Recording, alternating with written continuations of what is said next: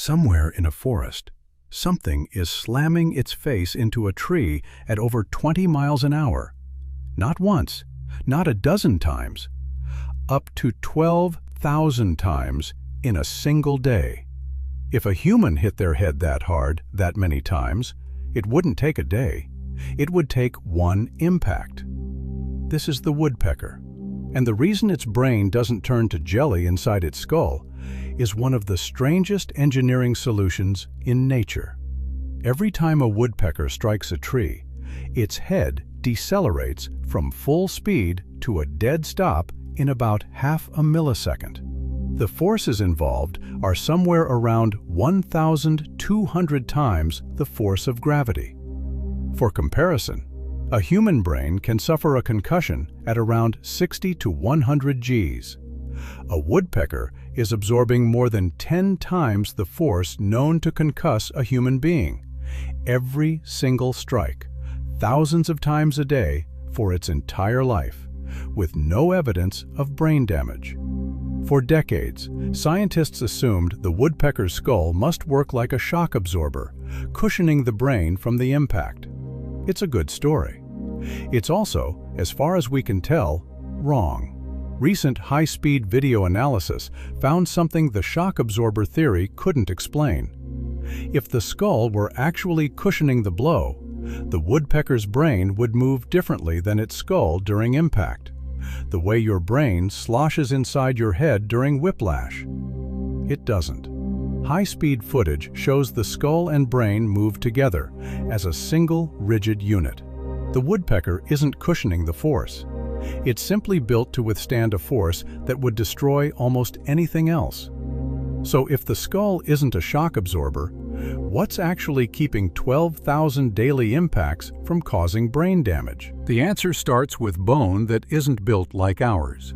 Between the woodpecker's beak and its brain case sits a layer of spongy, porous bone, structurally similar to the packing material engineers use to absorb and distribute impact energy across a wide surface, rather than letting it concentrate at a single point. Human skull bone is dense and rigid, excellent for protecting a brain from everyday bumps, terrible at handling repeated, extreme, direct-line impacts. The woodpecker's spongy bone works almost the opposite way.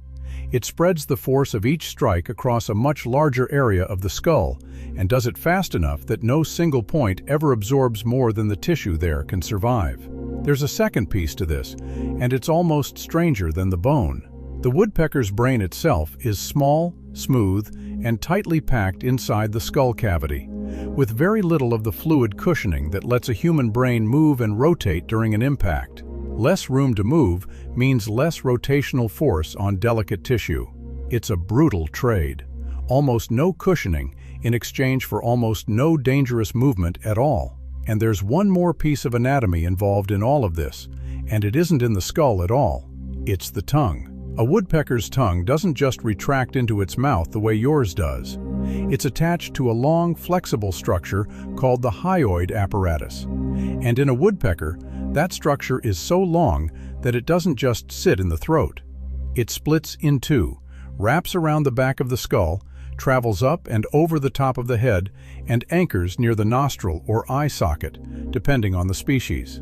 Functionally, the woodpecker is wearing an internal safety harness made of its own tongue. Some researchers believe this hyoid structure acts almost like a seatbelt for the brain case, a flexible sling that adds structural support and helps redistribute the force of each strike around the skull, working alongside the spongy bone rather than replacing it. Three separate systems: porous, shock-spreading bone, a brain with almost no room to rotate, and a tongue-based structural harness wrapped around the entire skull, all solving the same single problem. How do you hit something at 20 miles an hour, thousands of times a day, and walk away undamaged? And humans, it turns out, have been paying very close attention to all three. Engineers studying head trauma and impact protection have looked directly at woodpecker anatomy for inspiration in designing better helmets and protective packaging. Research teams have built impact-absorbing structures modeled on the layered, porous arrangement of woodpecker skull bone. Materials designed to spread a sudden force across a wide area instead of concentrating it at the point of impact. The same principle used in some modern bicycle and sports helmets. Other engineers have studied the bird's biomechanics to help design black box flight recorders meant to survive extreme crash forces without their data being destroyed. A bird with a brain smaller than a grape solved a head impact problem that automotive and aerospace engineers spend enormous budgets trying to solve for humans. It didn't need a lab. It needed to eat the insects living inside tree bark, and it needed to do that without brain damage. That's the pattern on this channel. Nature isn't decorating the world. It's solving problems, under pressure, over millions of years, with no room for a design that almost works. The woodpecker didn't set out to inspire helmet design or flight recorders. It just needed to get through the bark.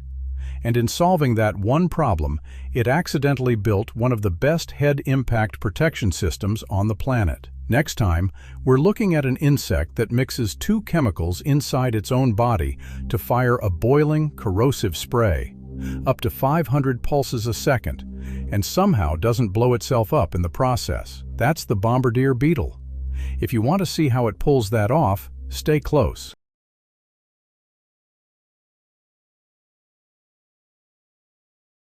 If this made you look at the natural world a little differently, you're exactly who this channel is for. Hit like if it changed how you see something you thought you already understood. Subscribe so you don't miss the next design nature perfected millions of years before we ever showed up. And tell me in the comments what you want broken down next.